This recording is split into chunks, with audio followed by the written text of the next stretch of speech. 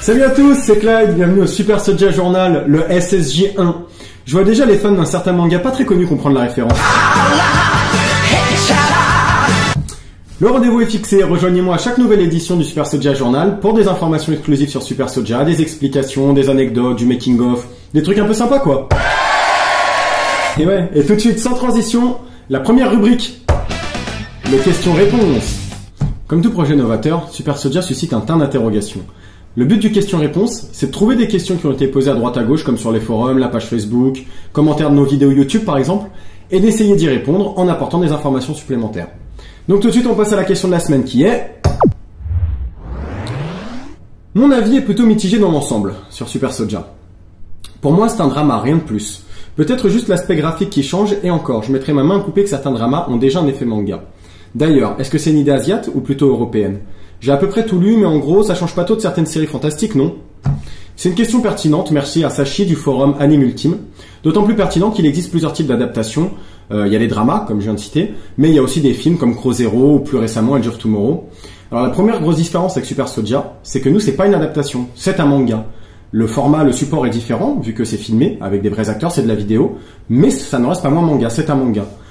Ensuite, la plupart de ces adaptations dont on a parlé sont réalistes, ou à défaut, en tout cas, sont contemporaines. C'est-à-dire que ça pourrait être tourné à Paris, ça choquerait pas au niveau des bâtiments, des choses comme ça.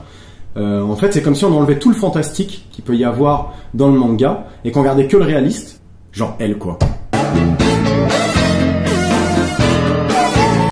Autant dire que ça casse un peu la magie, non ? Dans Super Soja, l'univers, il est archi assumé. On a mis un tas d'effets typiquement manga qui nous font bien marrer, ou qui font stylé, comme par exemple la tombée à la renverse. Ou alors quand un personnage attaque, il y a des traînées de vitesse derrière lui. Tout ça, ça crée une image, une esthétique qui est nouvelle. Puis contrairement à toutes les adaptations dont on a parlé, où il faut attendre la fin du film pour avoir un petit effet spécial, dans Super Soja, on assume clairement le fait qu'il y ait des créatures, des dragons qui se baladent. À chaque épisode, on peut voir des attaques énergétiques, des choses comme ça en fait. Une autre de nos particularités réside dans la technique, je vais vous en parler. On a vraiment étudié les plans des mangas pour recréer exactement les mêmes le plus fidèlement possible en film. Par exemple, quand on voit un décor dans un manga, le mangaka va dessiner ça sur une grande feuille de papier et la caméra va se balader dans ce dessin pour créer un mouvement sans changement de perspective. Dans Super Soja, c'est pareil. On utilise volontairement une technologie d'image très grande pour pouvoir rezoomer dans cette image et créer le même mouvement sans changement de perspective. Par contre, quand c'est nécessaire narrativement, on va utiliser des travelling, c'est les rails, pour déplacer la caméra en réel pour créer un changement de perspective. Une autre crainte qu'on a rencontrée concerne le jeu des acteurs. C'est un fait, c'est pas naturel. Mais en même temps, tous les programmes fantastiques, le jeu des acteurs n'est pas naturel. Enfin, je vous imagine mal faire vos courses, faire la queue à la caisse, et puis quelqu'un essaie de vous dépasser et vous lui dites « Vous ne passerez pas !» Donc on fait en sorte que ça ait de la gueule, mais sans tomber dans quelque chose de surjoué, de ridicule, de kitsch, ou tout autre adjectif qu'on a déjà pu entendre du genre. Et puis oubliez pas, quand vous regardez un manga, la voix des personnages, c'est des vrais acteurs qui la font en studio. Donc on a déjà l'habitude de l'intonation. Voilà, c'est tout ce cocktail qui rend Super Soja unique. Et c'est tout ce qu'on retrouve pas dans les dramas ou dans les adaptations de manga. Dans Super Soja, on voit un univers inventé de toutes pièces avec des dragons, des attaques ou des personnages aux habits vraiment manga. Et puis on use des codes des mangas, pas des stéréotypes. On tourne rien en dérision, tout est vraiment assumé. Allez, on passe à la suite et à la prochaine rubrique. La petite anecdote. La petite anecdote de la semaine concerne le teaser que je vous invite à aller regarder.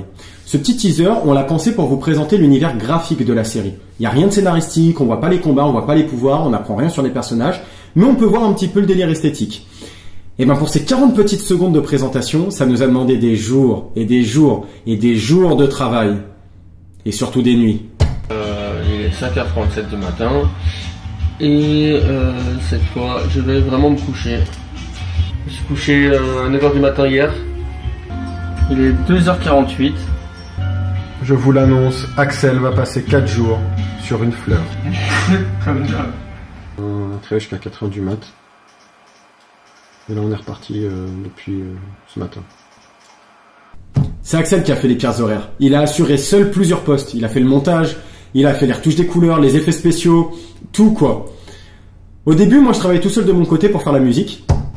Tel Davy Jones qui joue de l'orgue. Tel Cthulhu le poulpe.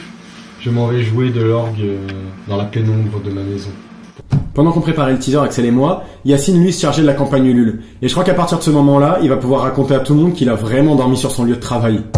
Alors Yacine, il est 5h23 et pour plus d'efficacité, tous les soirs Yacine dort ici. Hein. Dans la salle directement, avec l'ordinateur à côté, comme ça, dès qu'il se réveille, hop, hop, il se met dessus. Oui, il a habité ici 2 ans, quoi. Bah, il dort là tous les jours. Hein. Bon, à un moment, ça a fini par me saouler d'être tout seul, donc j'ai fini par les rejoindre, j'ai pris tout mon matos et je me suis installé dans la salle de montage. Et comme dans toutes les grosses périodes de travail qu'on a Axel et moi, on finit vraiment par craquer. Allez, fais-moi un steak jambon. Excuse-moi, Yacine. Et du tartare. Et du tartare à l'oignon, steak frit. On craque.